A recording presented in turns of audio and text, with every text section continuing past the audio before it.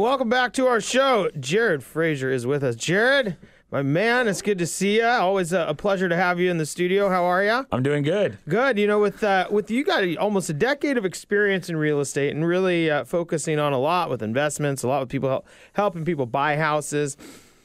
What are you feeling right now here, and as we begin with 2013? I know you even have made a switch with your company. Yeah, now with RE/MAX on the lake. Mm-hmm. Great move. I've been having just a great firm, really technology driven, and moving forward in the new market. Yeah. So what is the new market needing these days, or what's going on? We have a lot of demand. There's a lot of pent-up demand. We have, I would say, majority of my clients now are first-time buyers because a couple years ago, when they came to the market ready to buy, the market wasn't good, so they waited, and now they're hungry for a house. And top that with new first-time home buyers who are just coming to the market now.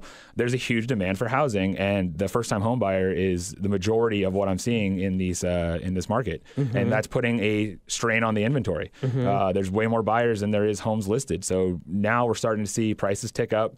Time on market is going, so once the house is listed, how long it takes to get an offer has been reduced. It used to be months, and now we're looking at weeks. Do you tend to think that, I mean, the fact that you have so many first-time home buyers, does that make a big difference in what is I guess a normal market would be? I mean, you'd have a novice buyer, so they might take a little longer to decide what they want, and so it might take a little bit longer for them to go through the process. But how it affects the market, not so much on the selling side. Besides just having more buyers than there are properties sold are selling. So when somebody actually then decides to sell their house, whether they have novice buyers or not, they can still expect a fairly short time on the market if it's marketed correctly. Does that sound right? Yeah.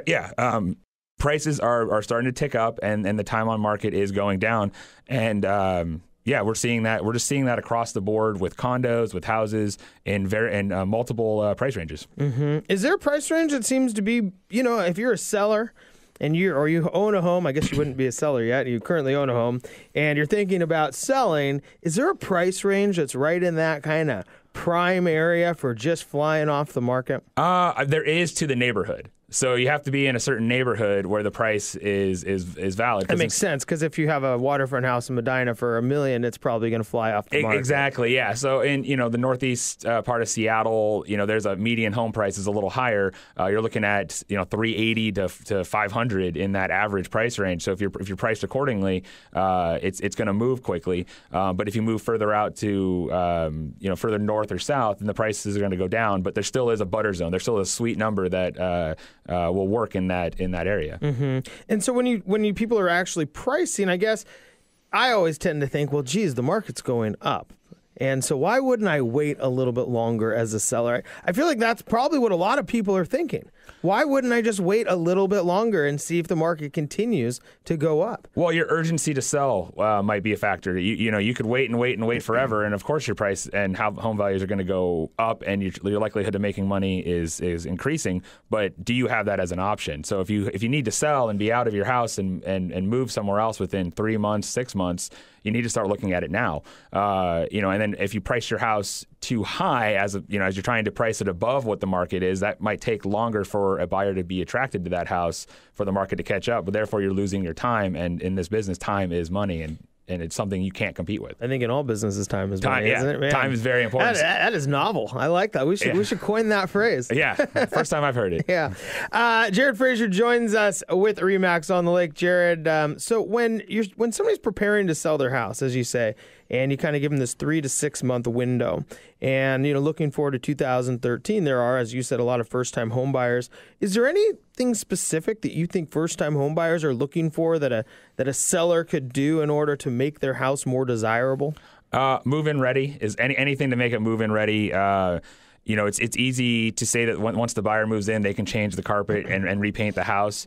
But sometimes doing those ahead of time, just making a clean, move-in ready house. What does that mean exactly, move-in ready? Because people hear it all the time. Well, it's move-in ready. What I consider is that you can move in and you don't have to You can move all your furniture in and maybe make some minor changes and adjustments, but you can move in immediately. There's no, the carpets are in good shape. The walls don't need to be painted. Everything is, in good working order. It doesn't need to be a brand new kitchen, but the kitchen is in good shape. The bathrooms are in good shape. Everything works and functions.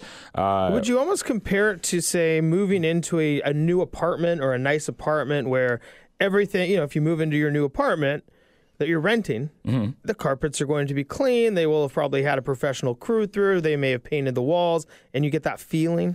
Yeah, you get that kind of that fresh new feel. When you buy a car, or you buy a used car, if it looks like the person's never cleaned it, it's not going to be as desirable, and it's not going to attract the higher price. So by a seller, maybe looking at their budget and spending some of that money ahead of time to put in new carpet or to stage the house to make it look friendly and inviting and move-in ready, traditionally will yield a higher profit. You'll make that money back and then some. Yeah.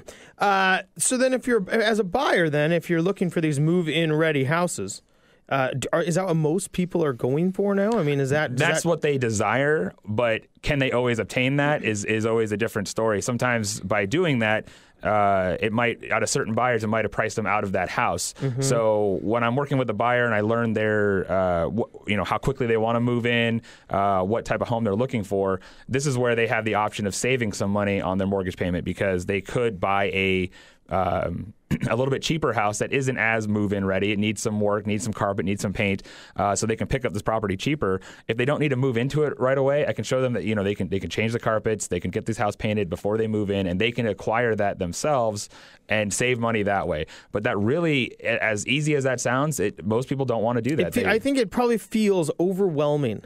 For somebody who's buying their first house. I know, just coming from the mortgage industry, you being in real estate every day, oftentimes we can forget about the stresses that are going on through this process, right? Yeah. Somebody who's never done this before. So compiling it with, and then we got to fix up the house can really be almost too much to handle. Yeah, and it also comes down to the biggest detractor to that is time, and time is money again, where they don't want to, they're currently paying rent on their current place, and they're trying to fall in that zone where you don't have to pay rent for a month, and you don't have a mortgage payment for another month, and sometimes that just doesn't work out if you're trying to get that house fixed up before you move in. Sometimes you might need to make a mortgage payment, one or two, to then spend your time fixing up the house before you move in, and that doesn't always work for everybody because they don't want to pay rent and a mortgage at the same time. I tend to think that it's almost this. With the first-time home buyers being younger. Most of them, younger, internet age, or never lived without internet. People are much more used to this instant gratification. I can get whatever I want, and I can get it right now. So the ability to just click and choose, no, I would like to move out on this date and move in on this date. Oftentimes they're able to do that maybe at their job or, when they're trying to manipulate, something on the computer. But when you get into the real world and now all of a sudden you're trying to move out on a date, move in on a date, and make it all seamless, it can be a lot more difficult. It can be very difficult. There's so many factors with mortgage and title and closing dates that just can, one day, if you're trying to line that up and it moves back one day, can really throw off your master plan. And it's just not ideal to try to plan to buy a house, move out, move in all on a weekend. It's a lot to undertake and change the carpet and paint if it's not move-in ready. Yeah, so having laying out the plan of like a move-in plan is usually something I do with my buyers. Their urgency to move in, and the budgets and everything is something that we would work and plan ahead of time so that we find homes that will fit that. And so, like I said, that comes down to just time. And if they're really prepared, then they probably don't feel the same stresses because they understand what's going to transpire, and they've taken a lot of the worry or uncertainty off the table. Yeah, and having it all explained and seeing it really calms them down, gets them ready, gets them lined up to let their landlord know that, hey, we're looking at moving out. Don't give them the exact date until you know for sure, but give them a time frame. Sure. And that usually lines everything up so that you can make this transition easy. Jared, as always, pleasure having you. Congrats on the move, and as always, great information. Thank you. Glad to be here. That's Jared Fraser with RE/MAX on the Lake. When we come back, we're going to continue the talk about real estate. We'll be back after this break.